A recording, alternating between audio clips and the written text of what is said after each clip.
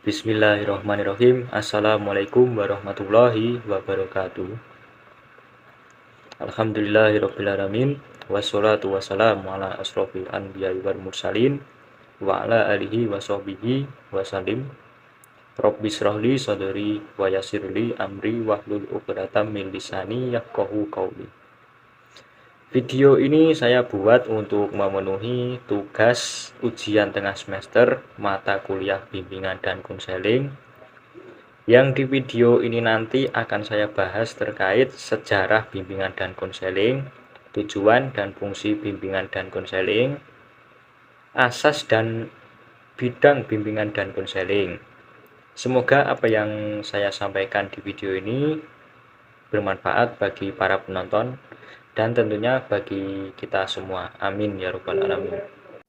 Sebelum mengetahui sejarah bimbingan dan konseling di Indonesia, tentunya kita harus mengetahui apa itu bimbingan dan konseling. Baiklah, bimbingan dan konseling adalah proses interaksi antara konselor atau pembimbing dengan konseli atau klien, baik secara langsung maupun tidak langsung, dalam rangka untuk membantu klien atau konseli agar dapat mengembangkan potensi dirinya ataupun memecahkan permasalahan yang sedang dialaminya. Masuk ke pokok pembahasan, yaitu sejarah bimbingan dan konseling di Indonesia. Jadi pertama itu pada tahun 1960 masuknya bimbingan dan penyuluhan pada setting sekolah. Nah, jadi dulu itu namanya bukan bimbingan dan konseling, melainkan bimbingan dan penyuluhan. Sejarah lahirnya bimbingan dan konseling di Indonesia diawali dari dimasukkannya bimbingan dan penyuluhan pada setting sekolah. Pemikiran ini diawali sejak tahun 1960. Hal ini merupakan salah satu hasil konferensi Fakultas Keguruan dan Ilmu Pendidikan atau FKIP di Malang pada tanggal 20 sampai 24 Agustus 1960. Selanjutnya pada tahun 1962 pejabat di Indonesia melakukan peninjauan ke Amerika Serikat. Untuk apa? Nah, pejabat pendidikan Indonesia melakukan peninjauan ke Amerika Serikat. Nah, kemudian terkesan dengan layanan bimbingan dan konseling yang dilakukan oleh sekolah-sekolah di sana di Amerika Serikat, sehingga ketika para pejabat pendidikan dan kebudayaan kembali ke Indonesia, mereka menginstruksikan agar dibentuknya layanan dan bimbingan penyuluhan di Indonesia. Masuk tahun ke 1963, di Indonesia mulai membuka jurusan bimbingan dan penyuluhan. Pada tahun 60-an, Fakultas Keguruan dan Ilmu Pendidikan kemudian diteruskan oleh Institut Keguruan dan Ilmu Pendidikan membuka jurusan bimbingan dan penyuluhan atau yang sekarang dikenal dengan jurusan Psikologi Pendidikan dan Bimbingan atau disingkat PPB Universitas Pendidikan Indonesia. Pada tahun 1964 mulai lahir kurikulum SMA Gaya Baru. Pada tahun 1964 lahir kurikulum SMA Gaya Baru dengan keharusan melaksanakan program bimbingan dan penyuluhan. Tetapi program ini tidak berkembang karena kurang persiapan, terutama kurangnya tenaga pembimbing yang profesional. Jadi pada tahun ini masih kurangnya tenaga pembimbing. Ya, itu. Lanjut pada tahun 1971 mulai berdiri PPSP. Apa itu? PPSP adalah Proyek Perintis Sekolah Pembangunan IKIP Malang yang didirikan berdasarkan surat keputusan Menteri Pendidikan dan Kebudayaan Republik Indonesia nomor 0172A /1971 tentang penunjukan proyek perintis sekolah pembangunan pada 8 IKIP negeri di seluruh Indonesia pada tanggal 21 September 1971. Melalui proyek ini, proyek PPSP tadi, bimbingan dan penyuluhan dikembangkan, juga berhasil disusun pola dasar rencana dan penanganan BP pada PPSP. Nah, pada tahun 1975 didirikannya IPBI, tepatnya pada tanggal 17 Desember 1975. Ini didirikan di Malang, didirikan IPBI atau kepanjangannya Ikatan Petugas Bimbingan Indonesia, yang menghimpun konselor lulusan program sarjana muda dan sarjana yang bertugas di sekolah dan para pendidik konselor yang bertugas di LPTK. Juga para konselor dengan beragam latar belakang mendirikan pendidikan yang secara fakta di lapangan bertugas sebagai guru pembimbing. Pada tahun 1976, selain di SMA, SMK juga memperoleh aturan yang sama tentang bimbingan dan penyuluhan ini. Karenanya terjadilah kerjasama dengan jurusan bimbingan dan konseling Fakultas Ilmu Pendidikan IKIP Malang. Selanjutnya pada dekade 80-an, bimbingan diupayakan agar lebih mantap. Pemantapan terutama diusahakan untuk mewujudkan layanan bimbingan yang profesional. Upaya-upaya dalam dekade ini lebih mengarah pada profesionalitas yang lebih mantap. Beberapa upaya dalam pendidikan yang dilakukan dalam dekade ini adalah penyempurnaan kurikulum dari kurikulum 1975 sampai kurikulum 1984. Jadi pada tahun-tahun ini dilakukan penyempurnaan kurikulum agar lebih mantap.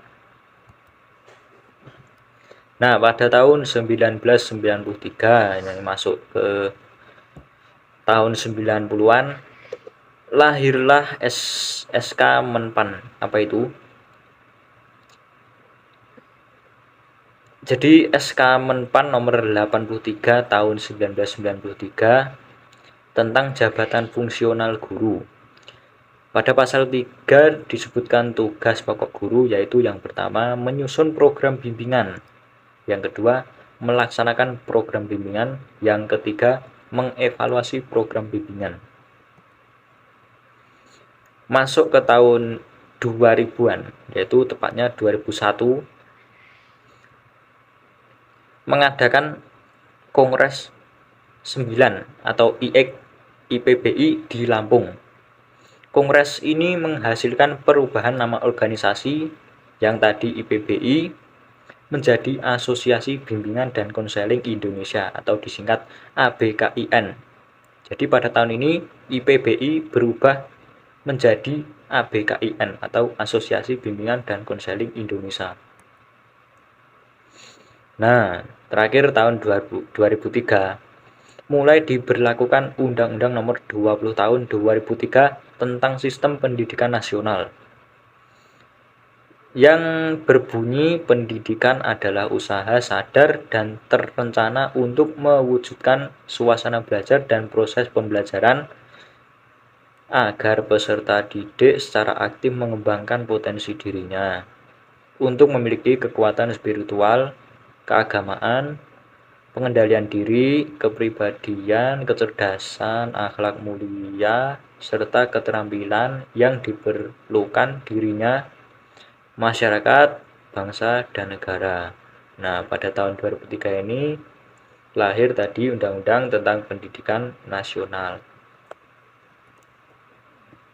Nah, itu merupakan sejarah bimbingan dan konseling di Indonesia. Oke, lanjut ke pembahasan kedua, yaitu tujuan dan fungsi bimbingan dan konseling. Secara umum, tujuan bimbingan dan konseling adalah agar tercapai perkembangan yang optimal pada individu yang dibimbing. Dengan kata lain, agar individu atau siswa atau klien dapat mengembangkan dirinya secara optimal sesuai dengan potensi atau kapasitasnya, dan agar individu dapat berkembang sesuai lingkungannya.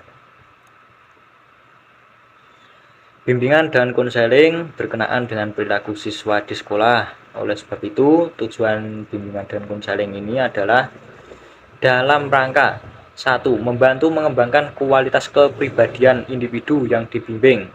2. Membantu mengembangkan kualitas kesehatan mental klien. Ketiga, membantu mengembangkan perilaku-perilaku yang lebih efektif pada diri individu dan lingkungannya. Keempat, membantu klien menanggulangi problema hidup atau masalah hidup dan kehidupannya secara mandiri. Secara lebih dalam lagi, tujuan bimbingan dan konseling yaitu memperoleh pemahaman yang lebih baik terhadap dirinya, maksudnya ini ya agar klien dapat memahami dirinya lebih dalam lagi. Terus yang kedua yaitu mengarahkan diri klien sesuai dengan potensi yang dimilikinya ke arah tingkat perkembangan yang optimal. Ketiga, mampu memecahkan sendiri masalah yang dihadapi. 4. Mempunyai wawasan yang lebih realistis serta penerimaan yang objektif tentang dirinya.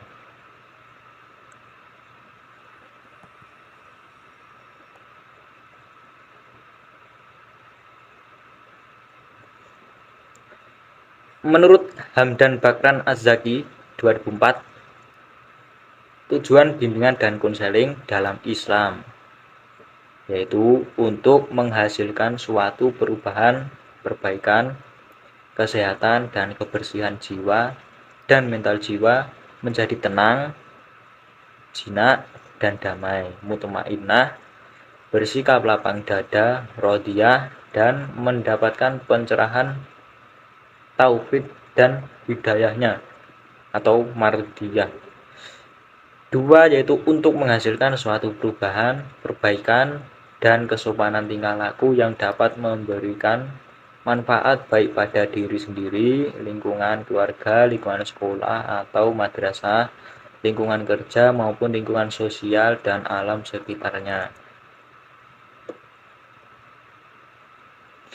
Yang ketiga, untuk menghasilkan kecerdasan rasa emosi pada individu sehingga muncul dan berkembang rasa toleransi atau tasamuh, kesetiakawanan, tolong-menolong, dan rasa kasih sayang. Keempat, untuk menghasilkan kecerdasan spiritual pada diri individu sehingga muncul dan berkembang keinginan untuk berbuat taat pada Allah Subhanahu wa taala, ketulusan mematuhi segala perintah Allah Subhanahu wa taala, serta ketabahan menerima ujian dari Allah Subhanahu wa taala. Kelima, yaitu untuk menghasilkan potensi ilahiyah sehingga dengan potensi itu individu dapat melakukan tugas-tugas sebagai khalifah dengan baik dan benar, dapat dengan baik menanggulangi berbagai persoalan hidup dan dapat memberikan kemanfaatan dan keselamatan bagi lingkungannya pada berbagai aspek kehidupan. Tadi sudah dijelaskan tujuan dari bimbingan dan konseling. Selanjutnya yaitu adalah fungsi bimbingan dan konseling. Fungsi bimbingan konseling khususnya di sekolah dan madrasah memiliki beberapa fungsi. Pertama ada fungsi pencegahan, fungsi pemahaman, fungsi pengentasan, fungsi pemeliharaan, fungsi penyaluran, fungsi penyesuaian, fungsi pengembangan, fungsi perbaikan, dan fungsi advokasi. Nah, apa itu fungsi pencegahan? Ini saya akan bahas satu persatu. Fungsi pencegahan merupakan pelayanan yang bertujuan untuk mencegah timbulnya masalah pada diri siswa sehingga mereka terhindar dari berbagai masalah yang dapat menghambat perkembangannya. Jadi pencegahan itu ya berfungsi untuk mencegah agar siswa agar terhindar dari masalah yang dapat menghambat perkembangannya atau menghambat potensi dirinya.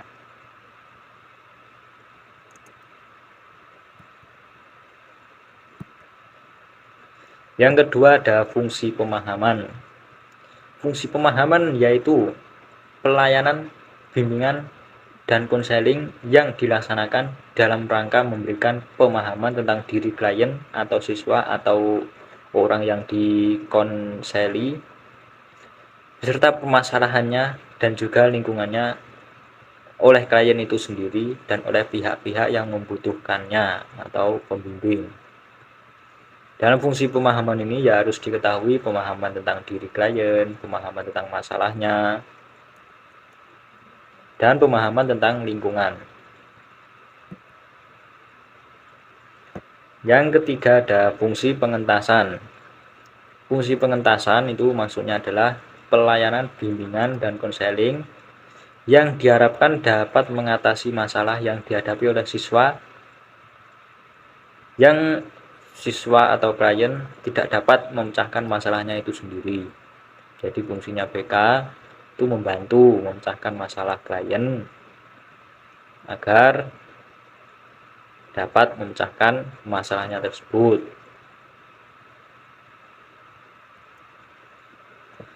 Yang keempat ada fungsi pemeliharaan. Fungsi pemeliharaan berarti memelihara segala sesuatu yang baik atau yang positif yang ada pada diri individu, baik hal itu merupakan pembawaan maupun hasil-hasil perkembangan yang telah dicapai selama ini. Seperti contohnya ya bakat, minat, sikap, kebiasaan, dan berbagai aspek positif lainnya, termasuk akhlak baik atau akhlak mahmudah dari individu perlu dipertahankan dan dipelihara. Jadi ini perlu bakat, minat, sikap, kebiasaan itu harus dipelihara. Kalau bisa jangan hilang. Selanjutnya yang kelima ada fungsi penyaluran. Melalui fungsi ini, pelayanan bimbingan dan konseling berupaya mengenali masing-masing siswa secara perorangan.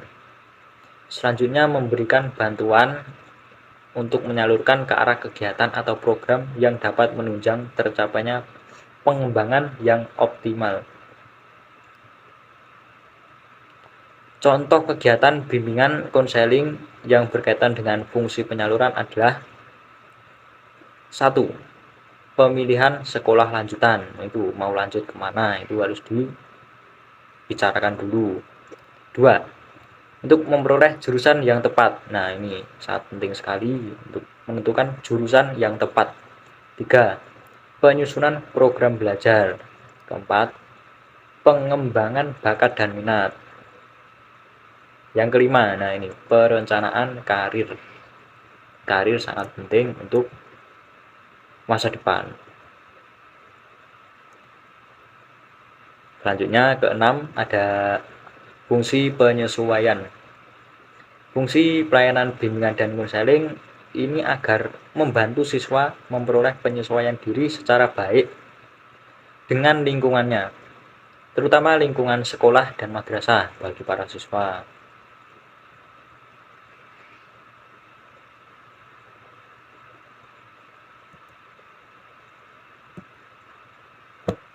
Selanjutnya yang ketujuh ada fungsi pengembangan.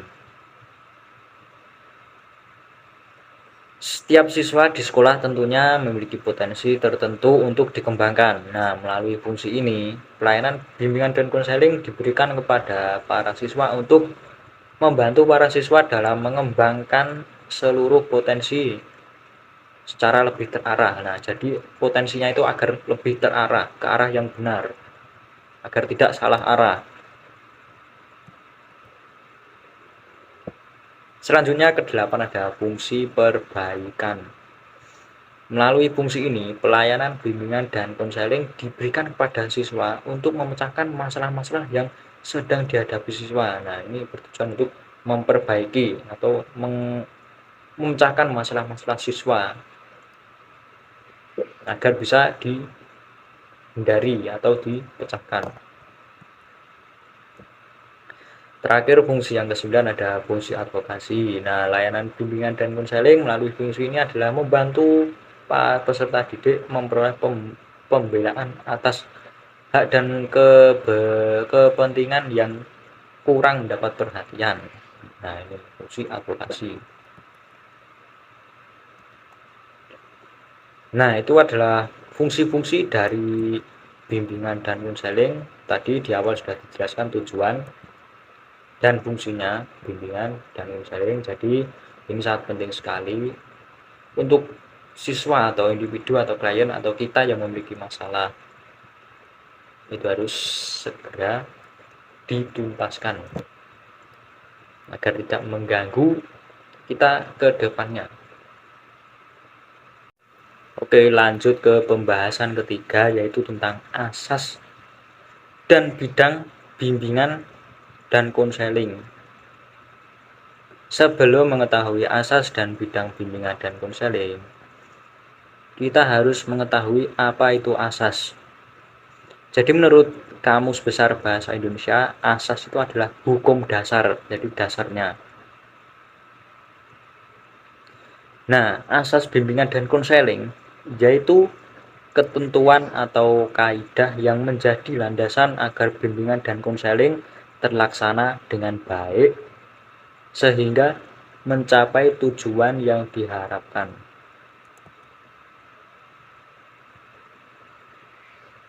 Oke, ini ada beberapa macam-macam asas bimbingan dan konseling dan ini banyak sekali. Yang pertama yaitu ada asas kerahasiaan.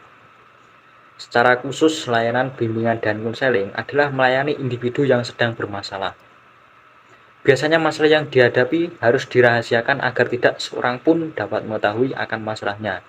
Namun, ada kalanya dalam proses bimbingan dan konseling tidak mau berbicara karena dia merasa khawatir apabila rahasianya diketahui oleh orang lain. Hal ini menghambat pemanfaatan bimbingan konseling, apalagi pembimbing tidak dapat menjaga rahasia orang yang dibimbing. Dia harus menjaga kerahasiaan masalahnya. Yang kedua ada asas kesukarelaan. Jadi seseorang diharapkan secara sukarela tanpa ragu-ragu ataupun terpaksa menyampaikan masalah yang sedang dihadapinya, serta harus mengungkapkan segenap fakta, data, dan seluk-beluk berkaitan dengan masalah-masalah pembimbing atau masalah-masalahnya maksudnya. Jadi pembimbing harusnya dapat memberikan bantuan dengan tidak terpaksa, dalam kata lain dengan ikhlas, jadi tidak terpaksa. Selanjutnya yang ketiga ada asas keterbukaan. Maksudnya yaitu bimbingan dan konseling hanya berlangsung dalam suasana keterbukaan, baik yang dipimpin maupun pembimbing. Keterbukaan bukan hanya sekedar berarti bersedia menerima saran dari luar, namun yang lebih penting dari masing-masing yang bersangkutan bersedia membuka diri untuk kepentingan pemecahan masalah. Di dalam konseling, seseorang diharapkan dapat berbicara dengan jujur dan terbuka tentang dirinya sendiri. Jadi harus jujur, terbuka ketika mau menyampaikan masalahnya. Yang keempat ada asas kekinian. Apa itu asas kekinian? Jadi masalah individu yang ditanggulangi merupakan masalah yang sedang dirasakan, bukan masalah lampau atau masa lalu, dan bukan masalah yang akan datang. Loh, nggak mungkin kan? Jadi masalahnya itu harus masalah yang baru-baru ini menjadi masalah. Jadi bukan kok masa lalu biarlah berlalu.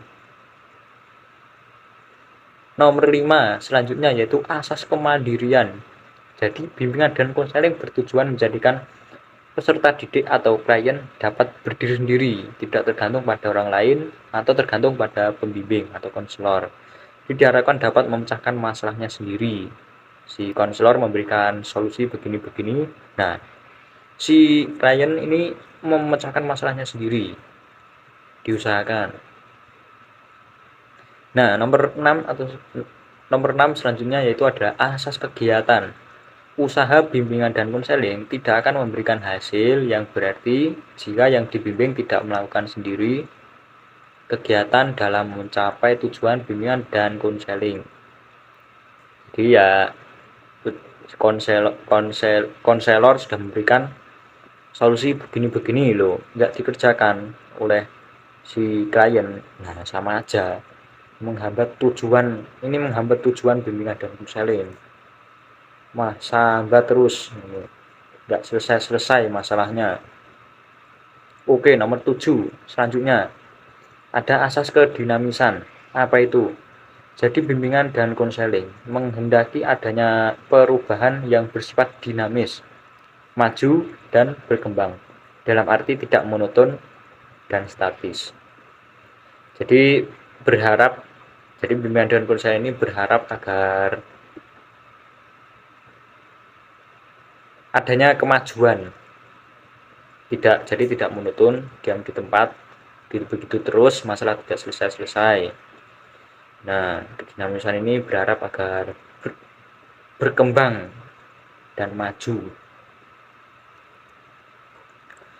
Selanjutnya ke-8 ada asas keterpaduan. Pelayanan bimbingan dan konseling yang dilakukan berusaha memajukan sebagian aspek kepribadian orang yang dibimbing. Individu memiliki berbagai aspek kepribadian dan seandainya tidak seimbang atau tidak serasi, justru akan menimbulkan masalah. Nah, jadi harus seimbang antara kepribadian dan berbagai aspek lainnya, harus padu, seimbang. Kalau tidak seimbang malah menimbulkan masalah. Selanjutnya nomor 9 ada asas kenormatifan. Jadi usaha bimbingan dan konseling tidak boleh bertentangan dengan norma yang ada di dalam masyarakat, baik norma hukum, adat istiadat, hukum negara, ilmu, maupun kebiasaan sehari-hari. Selanjutnya nomor 10 ada asas keahlian. Pembimbing perlu mendapat latihan secukupnya sehingga akan dapat mencapai keberhasilan usaha pemberian layanan. Asas keahlian selain mengacu pada kualifikasi pembimbing dan pengalaman, teori dan praktek bimbingan dan konseling perlu dipadukan juga. Oleh karena itu, seorang pembimbing yang ahli harus benar-benar menguasai teori dan praktik konseling secara baik agar tidak malah terjadi timbulnya masalah, malah jadi menghambat perkembangan. Yang ke-11 selanjutnya ada asas alih tangan.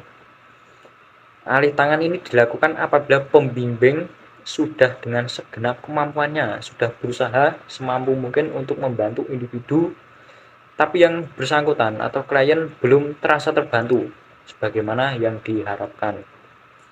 Maka pembimbing dapat mengirim individu tersebut kepada petugas atau badan yang lebih ahli lagi. Oh ya, sudah berusaha semampunya tapi kok nggak membuahkan hasil. Nah, itu bisa dioper ke yang lebih ahli agar bisa diatasi masalahnya segera. Nah, selanjutnya ke-12 ada asas tuturi handayani. Apa itu? Jadi asas bimbingan dan konseling menghendaki agar pelayanan bimbingan dan konseling secara keseluruhan dapat menciptakan suasana yang mengayomi, mengembangkan keteladanan, memberikan rangsangan dan dorongan serta kesempatan seluas-luasnya kepada peserta didik agar bisa maju. Jadi tuturi handayani memberikan dorongan dari belakang. Tuturi handayani memberikan dorongan dari belakang. Dari 12 asas tadi sudah saya jelaskan satu persatu. Selanjutnya kita akan masuk ke bidang bimbingan dan konseling. Di sini ada 4 bidang, yaitu yang pertama bidang pengembangan pribadi, yang kedua ada bidang pengembangan sosial, yang ketiga ada bidang pengembangan kegiatan belajar, yang keempat ada bidang pengembangan karir. Oke, langsung masuk ke yang pertama. Jadi bidang pengembangan pribadi adalah bimbingan untuk membantu individu mengatasi masalah-masalah yang bersifat pribadi, ya, pribadi. Bimbingan untuk mengatasi masalah pribadi diri, pribadi. Nah, tujuan pengembangan pribadi ini, bimbingan pribadi ini adalah mencapai tujuan dan tugas perkembangan pribadi, mewujudkan pribadi yang mampu bersosialisasi dan menyesuaikan diri dengan lingkungannya secara baik. Lanjut, yang kedua ada bidang pengembangan sosial. Apa itu bidang pengembangan sosial? Jadi bidang pengembangan sosial ini bermakna suatu bimbingan atau bantuan dalam menghadapi dan memecahkan masalah-masalah sosial seperti masalah pergaulan, penyesuaian diri dengan lingkungan dan sebagainya. Pokoknya tentang sosial-sosial. Bimbingan sosial juga bermakna suatu bimbingan atau bantuan dari pembimbing kepada individu agar dapat mewujudkan pribadi yang mampu bersosialisasi dan menyesuaikan diri dengan lingkungannya secara baik. Nah, ini menyesuaikan diri dengan lingkungannya secara baik. Nah, apa tujuannya dari bimbingan sosial ini? Tujuannya adalah agar individu yang dibimbing mampu melakukan interaksi sosial secara baik dengan lingkungannya. Nah, tadi sudah saya sebutkan, saya ulangi lagi. Mampu melakukan interaksi sosial secara baik dengan lingkungannya. Juga untuk membantu individu dalam memecahkan dan mengatasi kesulitan-kesulitan dalam masalah sosial, sehingga individu ini tadi dapat menyesuaikan diri secara baik pada lingkungan sosialnya. Yang ketiga ada bidang pengembangan kegiatan belajar. Apa itu bimbingan belajar? Bimbingan belajar bisa bermakna suatu bantuan dari pembimbing kepada klien atau siswa, di sini individu, dalam menghadapi dan memecahkan masalah-masalah belajar. Nah, ini mengarah ke pembelajaran. Bimbingan belajar juga bisa bermakna bantuan yang diberikan oleh pembimbing kepada siswa dalam menghadapi atau memecahkan masalah pendidikan dan masalah belajar. Nah, apa tujuannya bimbingan belajar? Tujuannya adalah membantu individu atau siswa agar mencapai perkembangan yang optimal sehingga tidak menghambat perkembangan belajar siswa. Jadi tujuan ini bidang ini diberikan agar untuk membantu memecahkan masalah siswa yang berkaitan dengan pembelajaran atau pendidikan, baik di kelas, di luar kelas, maupun di mana-mana. Terakhir ada bidang pengembangan karir. Apa itu bimbingan karir? Ya, ini adalah bimbingan karir adalah suatu bantuan dari pembimbing atau konselor kepada klien dalam menghadapi memecahkan masalah-masalah karir apa untuk kedepannya. Ya, bidang ini merupakan jenis bimbingan yang membantu siswa dalam menghadapi menyelesaikan masalah-masalah yang menyangkut karir tertentu. Tujuannya ya agar klien memperoleh informasi tentang karir yang akan diambil, juga untuk memperoleh pemahaman tentang karirnya secara benar, lebih luas lagi agar lebih paham, agar klien juga mampu merencanakan dan membuat pilihan-pilihan karir tertentu kelak setelah selesai dari pendidikan. Agar klien mampu menyesuaikan diri dengan karir yang akan dipilihnya nanti kelak, karir apa yang dipilihnya agar tepat sesuai, agar individu mampu mengembangkan karir setelah selesai dari pendidikannya, mampu dikembangkan. Nah, terakhir ini ada bentuk layanan karir. Beberapa jenis layanan bimbingan karir yang bisa diberikan kepada siswa di sekolah dan madrasah antara lain yaitu layanan informasi tentang diri sendiri. Yang kedua ada layanan informasi tentang lingkungan hidup yang relevan bagi perencanaan karir.